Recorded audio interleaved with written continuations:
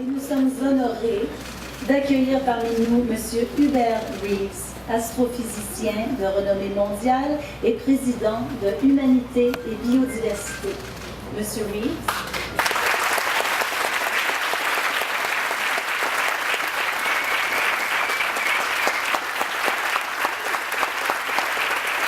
Ça fait partie de ces jours où tout d'un coup, on reprend de l'espoir. On sait que nous sommes dans une situation très difficile. On entend généralement des mauvaises nouvelles sur la détérioration de l'environnement, sur l'érosion de la biodiversité. Et aujourd'hui, d'apprendre qu'il y a cet événement, c'est-à-dire ce centre de technologie propre, c'est une bonne nouvelle. Ça fait du bien occasionnellement. Moi, j'ai commencé à me faire du souci pour l'environnement il y a une vingtaine d'années. Je vais vous expliquer pourquoi un astrophysicien se retrouve à un moment donné à être invité à donner son nom à un centre comme celui-ci, ce qui m'a beaucoup honoré, mais qui m'a beaucoup touché. Ça fait partie d'une démarche que je poursuis depuis un certain temps. On a tous compris autour des années 80, 90 qu'il y avait des choses qui allaient mal. Et avec les années, on a continué à recevoir de plus en plus de mauvaises nouvelles. Et du coup, je me suis dit, qu'est-ce que je peux faire, moi, astrophysicien? Des amis m'ont dit, eh bien voilà, il y a cet alarmisme, ces gens qui nous annoncent que ça va mal, qu'il y a des problèmes avec l'atmosphère, avec la température et tout ça. Et ils m'ont dit, pourquoi, toi qui es habitué à étudier, qui es habitué à la science, qui est habitué à étudier les atmosphères, l'atmosphère de Mars, de Vénus, pourquoi tu ne t'intéresserais pas à l'atmosphère de la Terre et pourquoi tu ne renseignerais pas sur est-ce que c'est réel, ces menaces qu'on nous raconte, ou bien si c'est de l'alarmisme.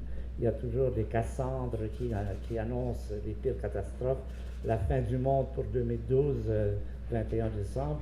Est-ce que c'est réel? Et j'ai eu la possibilité de me dire, bon, ben, je vais essayer d'étudier cette question d'une façon tout à fait scientifique. J'ai commencé à écrire un bouquin qui s'appelait Mal de terre et que j'ai publié il y a une dizaine d'années. Et maintenant, je me demande comment les choses évoluent. Est-ce qu'on peut dire, est-ce que ça va mieux, est-ce que ça va moins bien? Comment elles se situent? On se sent tous impliqués dans ces menaces de l'écologie, des menaces de l'environnement. Et en résumé, ma conclusion aujourd'hui, c'est que nous sommes devant deux forces très puissantes qui s'affrontent et qui gagnent toutes les deux de la force. La première force, c'est la détérioration. Par exemple, on sait bien qu'il faut réduire les gaz à effet de serre.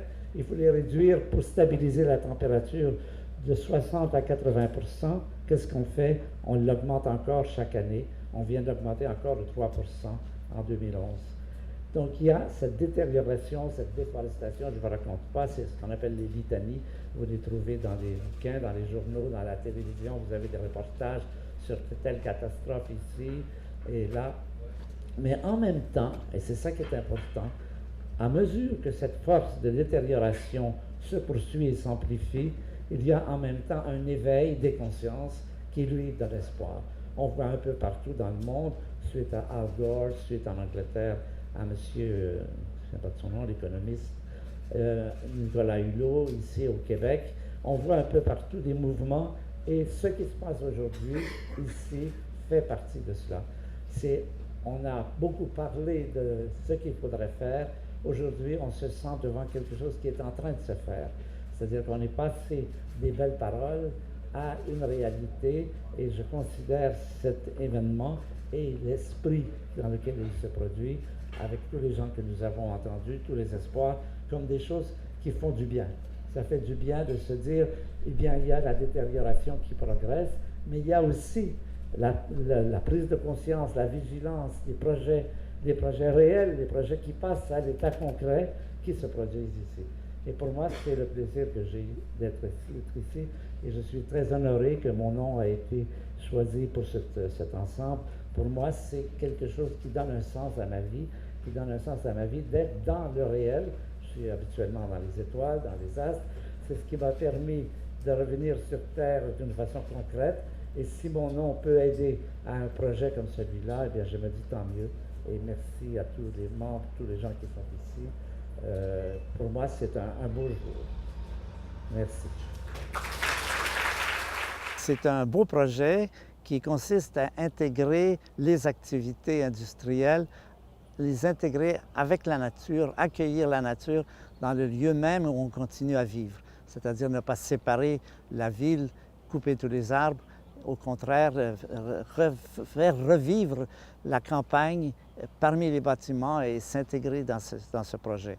Et ça, pour moi, c'est un beau projet auquel on m'a proposé de donner mon nom, ce que j'ai accepté avec plaisir parce que je pense que c'est important justement de réinsérer la campagne, la nature, la biodiversité, les animaux. Et ici, par exemple, on est dans ce marécage dans lequel la construction, l'architecture a eu pour but d'intégrer la vie des animaux, les grenouilles, il y a des castors. Voilà, c'est un peu ramener la campagne dans la ville pour essayer de sauver la biodiversité qui est tellement menacée. Un oasis nature, c'est un lieu dans lequel on s'engage à accueillir la nature avec toutes ses conditions, c'est-à-dire ne pas mettre de pesticides, ne pas associer, faire venir autant que possible la vie animale pour que justement la vie, la biodiversité qui est tellement menacée aujourd'hui puisse retrouver ses lieux et qu'on vive parmi la biodiversité. C'est très bien de faire des parcs nationaux, mais on s'aperçoit que ce n'est pas suffisant. Il faut réintroduire la vie naturelle dans les villes. Et cet endroit-ci, cet éco-campus me paraît un très bel exemple de quelque chose qui se fait. C'est très encourageant de voir qu'on ne se contente pas de parler, de dire il faudrait, mais qu'il y a des choses qui se font et ce qui s'est fait aujourd'hui. Cette inauguration, pour moi, est un beau moment. Et je suis content qu'on m'ait demandé d'y mettre mon nom parce que le fait d'être connu, ça fait que ça donne une plus grande portée à ce qu'on fait. Et en ce sens, j'ai beaucoup de reconnaissance aux gens de ce lieu de m'avoir accueilli et d'avoir accueilli mon nom. Pour moi, c'est un magnifique projet.